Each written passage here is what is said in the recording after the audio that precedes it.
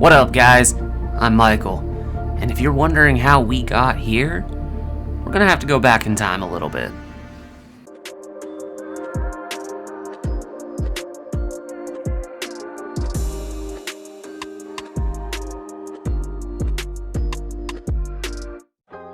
Alright, so today we're going to talk about this.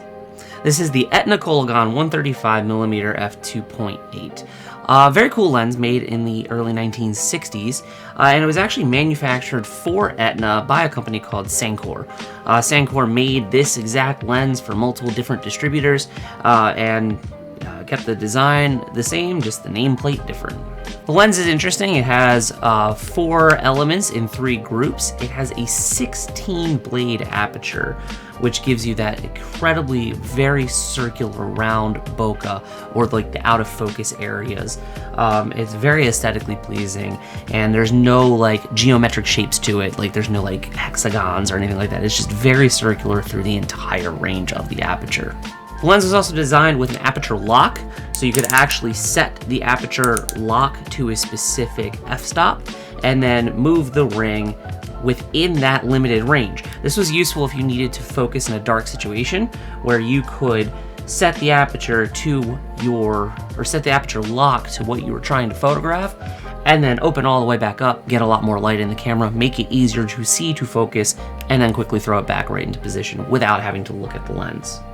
Now this particular lens, my version of this lens, my copy of this lens, has a very unique history in and of itself. Now, as you'll notice, this lens is brassy, kind of gold colored. The lens is supposed to look like this. It is supposed to be all black, right?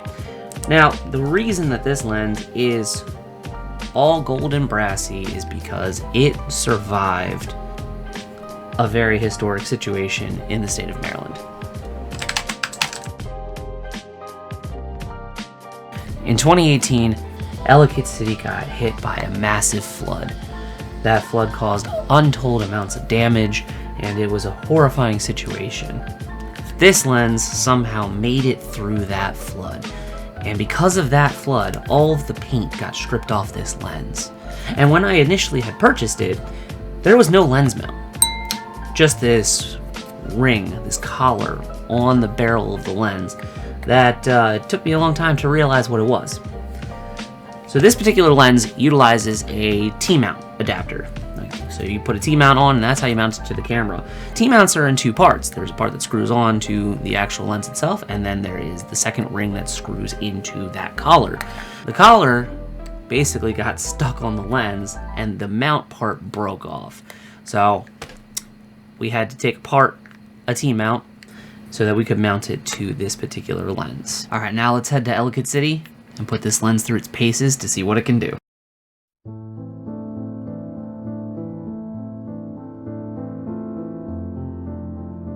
Shooting with the Aetna, it's very impressive the amount of detail that this lens is able to capture, both in video performance as well as stills. Now, this lens is not taking home any awards for its close focus capabilities, as it can focus as a minimum focusing distance of 1.7 meters, or just over 5.5 feet. So you're not doing any macro work, but it does allow you to fill the frame with your subject. Being a medium-length telephoto lens, it does allow you to bring distant subjects in nice and close, kind of give you a more close-up, a more compressed kind of perspective, and capture more detail in the image.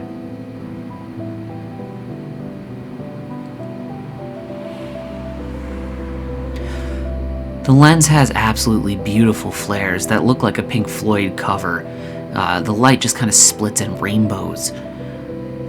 This is because it's not really multi-coated. Being a 135, the lens has a massive advantage when shooting portraits. You have a beautiful working distance that allows you to get really close to fill the frame with your subject and create beautiful background separation, as well as shoot more full body type images.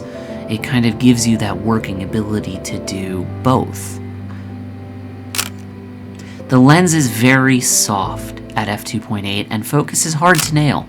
If you hit it, it's in focus and it's sharp, but it's not as sharp as it is stepping down just to f4.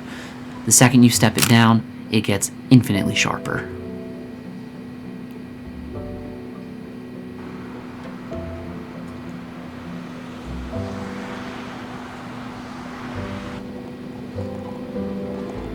In low light performance, the lens does have a 2.8 aperture, which does allow a lot of light gathering ability.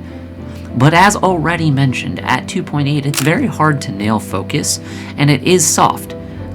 It's not as sharp as any kind of modern lens, and it's not even as sharp as some other vintage lenses. Stepping down to f4, it really does sharpen up, but that does cut your light gathering ability.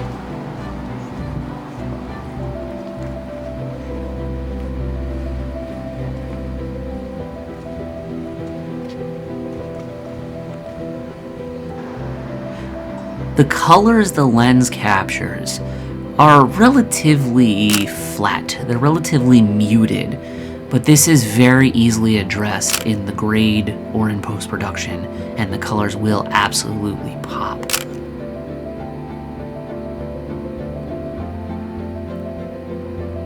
Now, through using my lens, I noticed that it has this very bizarre kind of crescent moon flare that you'll see in this photo right here around Claire's feet.